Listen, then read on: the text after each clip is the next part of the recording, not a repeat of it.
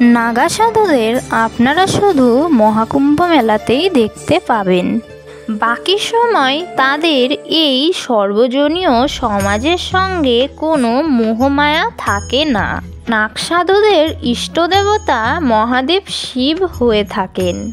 এই কারণেই তাদের জীবন শুরু শিবের মতনই হয়। তারা তাদের জীবনের বেশিরভাগ সময় আগুনের সামনে বসে সাধনা করেন। প্রচণ্ড তপ্ত রোদ হোক অথবা ঝড় বৃষ্টি হোক, এদের জীবন একরকমই হয়ে থাকে। এখন আপনাদের মনে প্রশ্ন কখনো না কখনো নিশ্চয় এসেছে, কুম্ভ মেলায় যে লক্ষ লক্ষ নাগা সাধুদের দেখতে পাওয়া যায়, কুম্ভ মেলা শেষ হলেই তারা কোথায় অদৃশ্য হয়ে যায়। কারণ কুম্ভ শেষে তাদের আর কোনো হদিশ পাওয়া যায় না। তারা কোথায় চলে যান, তাদের রহস্যময় জগৎ কেমন দেখতে হয়, আমরা আজ এই ভিডিওতে এটাই জানতে চলেছি। তার সাথে এটাও বলবো এমন এক রহস্যময় স্থান ও অলৌকিক সম্পর্কে, যেটি এই ঘোর কলিযুগেও উপস্থিত রয়েছে। তবে এই স্থানটি জনসাধারণের থেকে বিচ্ছিন্ন এক জগৎ, যেখানে আমাদের মতো সাধারণ মানুষ ওই জগতে না যেতে পারবে, আর নাই বা কোনো ধনী প্রভাবশালী ব্যক্তি সেখানে যেতে পারবে। স্যাটেলাইটের মাধ্যমেও এই স্থানটিকে খুঁজে পাওয়া যায়নি। এই স্থানে যেই এসেছে সেই অমর হয়ে গেছে। কিন্তু অনেকেরই বিশ্বাস যে কলিযুগের অন্তিম ও সত্যযুগের সূচনার মধ্যবর্তী সময়ে এই স্থান সকলের সামনে আসবে। এই জায়গাটি কোথায়, সেখানে কিভাবে পৌঁছানো সম্ভব, সেটি জানার জন্য ভিডিওটি সম্পূর্ণ দেখতে থাকুন। নমস্কার প্রিয় দর্শক, মাই বিউটিফুল আর্থে আপনাদের সকলকে স্বাগত। এই চ্যানেলে নতুন হলে একটি লাইক ও সাবস্ক্রাইব করে পাশের বেল আইকনটি ক্লিক করে চ্যানেলটির পাশে থাকবেন। আজকে আমাদের আলোচ্য বিষয় হলো নাগা সাধুদের নিয়ে। বন্ধুরা, হিন্দু মান্যতা অনুযায়ী কৈলাস পর্বত কোনো সাধারণ পর্বত নয়, বরং মানসরোবরের নিকটে অবস্থিত এই পর্বত অতি রহস্যময় ও ভগবান শিবের নিবাস স্থান। এটি তিব্বতের সেই রহস্যময় শহর ও আশ্রম আছে যাকে সিদ্ধাশ্রম বলা হয়, এবং আমরা তাকে জ্ঞানগঞ্জ নামেও চিনে থাকি।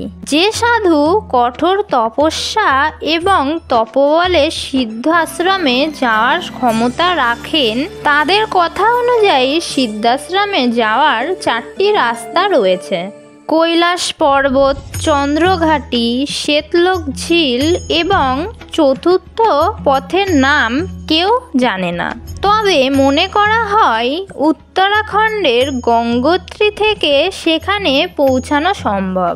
কিন্তু আপনি এই 4টি পথের মধ্যে সেখানে পৌঁছে তো যাবেন, কিন্তু আপনি তাকে দেখতে পাবেন না। কারণ সেই স্থানকে নিজের চোখে দেখার জন্য আপনার শরীর হতে হবে শুদ্ধ এবং আপনার মন হতে হবে সম্পূর্ণ ভগবানের নামে সমর্পিত।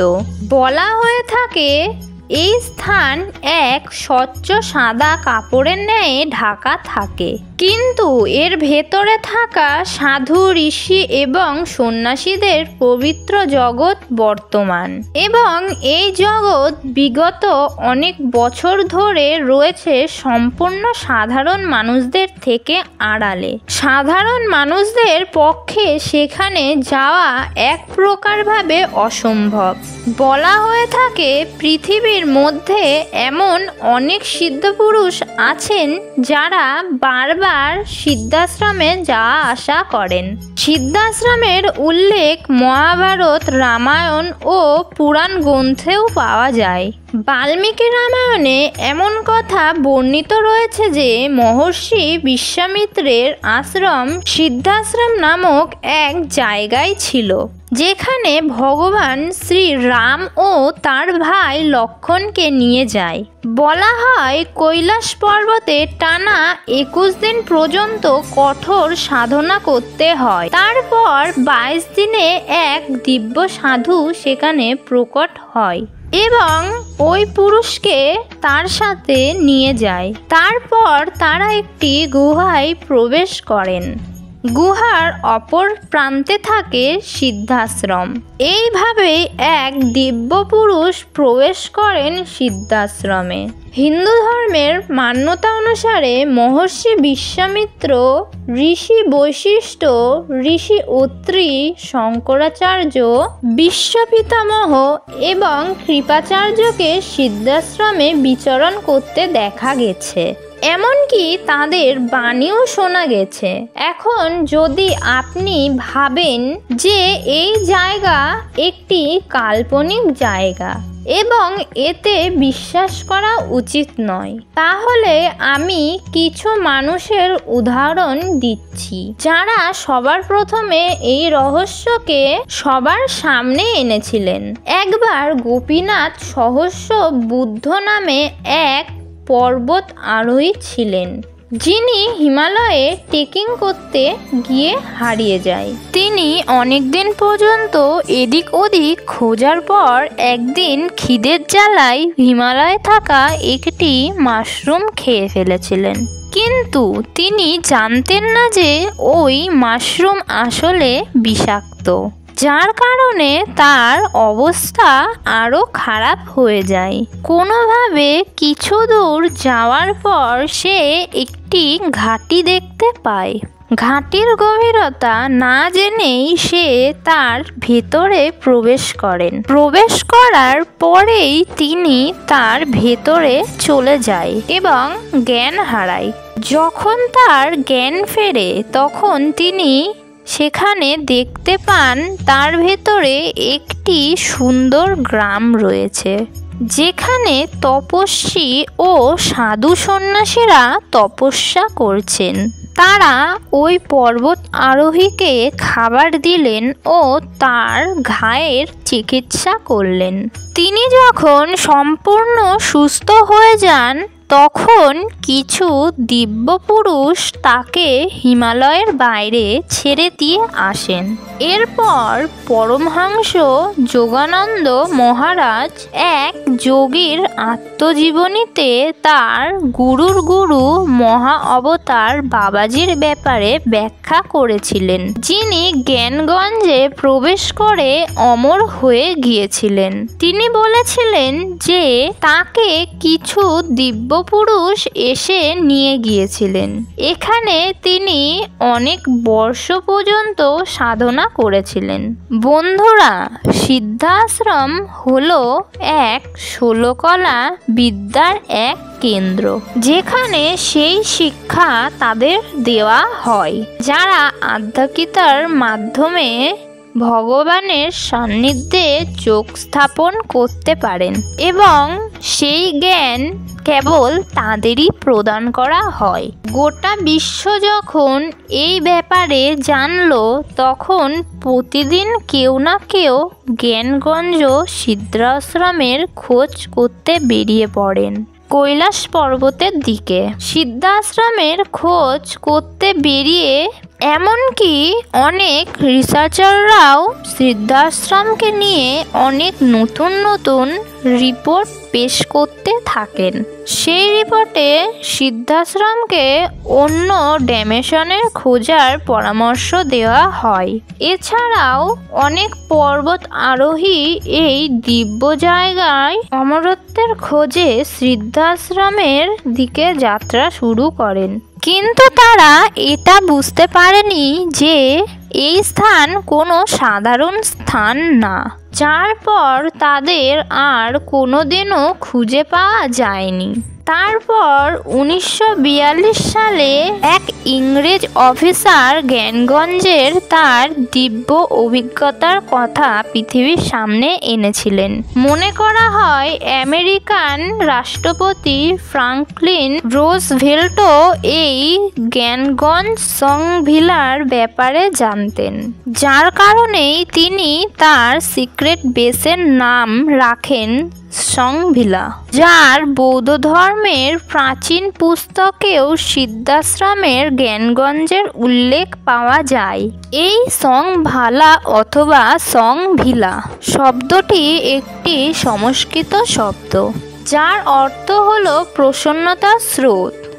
আর বৌদ্ধ ধর্মে বলা হয়েছে যে সংভিলা একটি গুপ্ত স্থান, যেখানে আধ্যাত্মিক শিক্ষা দেওয়া হয় এবং তা বাইরের জগৎ থেকে সম্পূর্ণ আলাদা।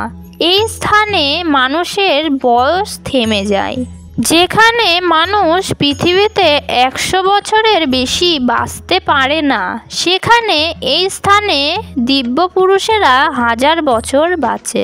বন্ধুরা, আধ্যাত্মিক গুরু দয়ালের এই ব্যাপারে প্রশ্ন করা হয়। তখন তিনি বলেছিলেন যে এটি এমন জায়গা নয় যে এখানে যে কেউ যেতে পারবেন। আপনার কর্মই নির্ধারণ করবে যে এই স্থানের দরজা আপনার জন্য খোলা হবে নাকি না। বন্ধুরা, এমনও বলা হয়েছে একবার হিটলার ও সংভিলার রহস্য ভেদ করে তার শক্তিকে ধারণ করার জন্য কিছু বিশেষ দলকে ওই স্থানে পাঠায়। তারা এসে হিটলারকে জানায় ওই স্থানে প্রবেশ করার জন্য তান্ত্রিক বিদ্যায় পারদর্শী হতে হবে। তখন হিটলার গুপ্ত শক্তি লাভ করার জন্য তান্ত্রিক বিদ্যার অধ্যয়ন শুরু করেন। সংভিলার রহস্যকে জানার জন্য চীন এবং আরও অনেক গুপ্ত সংস্থা অনেকবার প্রচেষ্টা চালিয়েছেন। অনেকে আবার মনে করেন যে নাগা সাধুদেরও যোগীদের মতো শক্তি থাকে, যে শক্তির জোরে তারা সিদ্ধাশ্রমে প্রবেশ করতে পারেন। কুম্ভ মেলায় তাদের আচমকা আসা এবং মেলা সমাপ্ত হয়ে যাওয়ার পরপরই তাদের অদৃশ্য হয়ে যাওয়া এই কথার প্রমাণ যে সিদ্ধাশ্রমই তাদের বাসস্থান, কারণ বছরের বাকি সময় তাদেরকে আর খুঁজে পাওয়া যায় না। কিছু বছর আগে নাগা সাধুর একটি ভিডিও সবার সামনে এসেছিল, যেখানে তিনি হিমালয়ের মধ্যে দিয়ে হেঁটে যাচ্ছেন, কিন্তু তিনি কোথা থেকে এসেছেন তা কেউ জানেন না। বন্ধুরা, এই কথার সম্ভাবনা খুব বেশি রয়েছে যে নাগা সাধুরা সিদ্ধাশ্রমেই থাকেন এবং তারা এইভাবেই পৃথিবী থেকে বিচ্ছিন্ন থাকেন। আশা করছি ভিডিওটি সকলেরই ভালো লেগেছে। ভিডিওটি ভালো লাগলে একটি লাইক ও সাবস্ক্রাইব করতে ভুলবেন না।